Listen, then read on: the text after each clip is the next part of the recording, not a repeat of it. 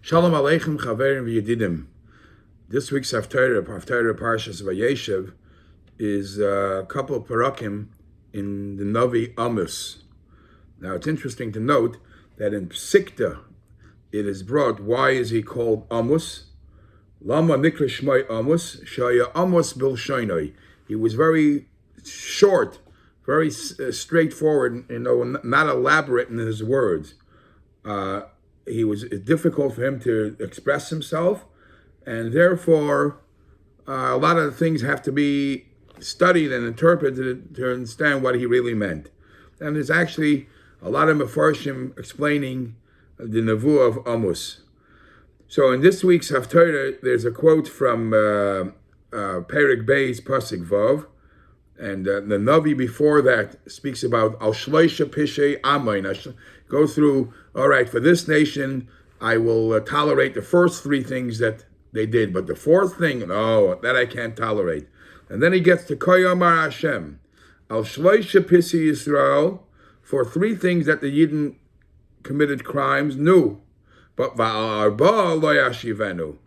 But for the fourth one, no, that I can't. I won't do it. I won't tolerate that. And the pasuk begins, Al Michram Bakesef Tzadik Ve'evyoim Bavur Na'alayim, for selling, because they sold Bakesef for money. They sold a tzaddik, a righteous person, and an Evyoin, and a poor man, they sold for a pair of shoes. Now, the simple taich is that the Dayanim at that time were very, very corrupt. And if you just bribed them with a couple of bucks, a kesef, a small amount of money, they would paskin however, whatever was in your favor. So, as the pasuk says, for they, al michram bakesef, they would sell themselves for money and they would ruin a tzaddik, and even an Evyan, even a poor man, for a pair of shoes. So they were a corrupt system. And that's the simple taich.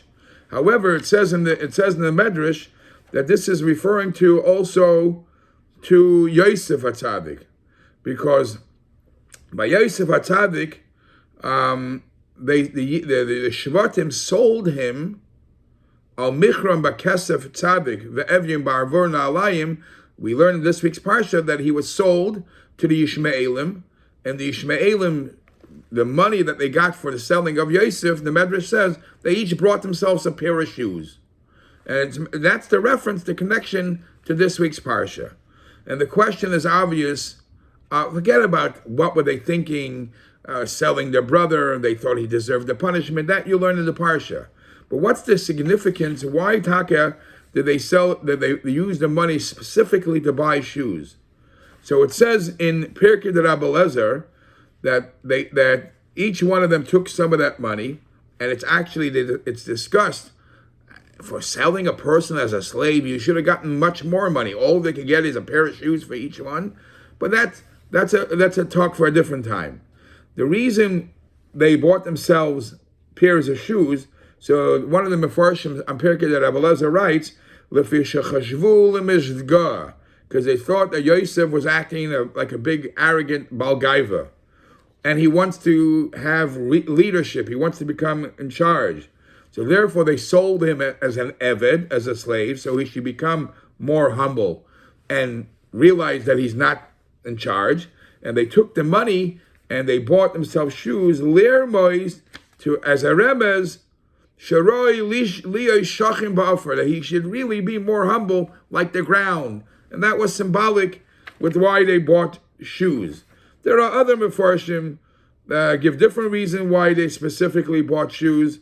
For example, the Baal Kitzur Shulchan Aruch, in his Sefer Ephraim al Torah, says in the Birchas HaShachar that we say every morning, we say Sha'aseli Kol Tzarki, for shoes. Thank God Hashem provided us everything I need, and He gave us shoes, right? Why? Because when a person takes a piece of leather and transforms it into a shoe, he basically shows that I am in control of the Bahamas. I'm in control of the animal kingdom. Look, I could take a leather from an animal, make it into a shoe. However, when they saw that Yosef was misbehaving, Yosef is behaving in a way that his animalistic soul is in control, they said, hey, we have to buy shoes to show what's important in life, how the man has to be in control and not let the animalistic soul, the gashmias, run. That's a shar for vort. But I do want to conclude with a vort that the Ben Yoda concludes on this week's parsha, on this week's haftarah. The last word in this week's haftarah is Ki lo yasa Hashem davar. It's the second to last pasuk, because Hashem Elikim, God, will not do anything Ki im gila soidoi alavodav anavim, unless He reveals it first to His slaves, the prophets. So the Ben Yoda in Birchas Chaim writes a beautiful pshat. He says this is a reference to the Geula Hasidah, which is going to be very soon. Ki Yodua, it is well known that the door of that Mashiach will appear.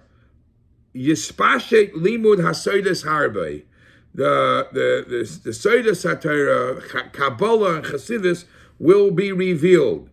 And that's why we find, he says, from the time of the Arizal onward, Kabbalah became more accessible. People are learning it more. Ki yomim elu kroivim legula. And every day we're getting closer to the Gula. And so he says, Ki agam she'en kol adam yoda soiden shel dvarim. Even though many people don't understand the hidden parts of Torah, nevertheless, hadibur hayotzei mipiv, if you learn it and you say it, the words oise roshim lamayla, each one based on his level. And this is what the pasuk says: Ki vayasa Hashem elikim davar.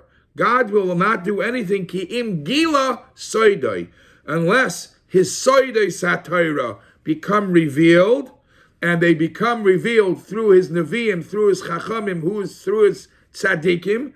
When the soidai satira become revealed, that's when the Eibishter, the Geula, will be revealed too.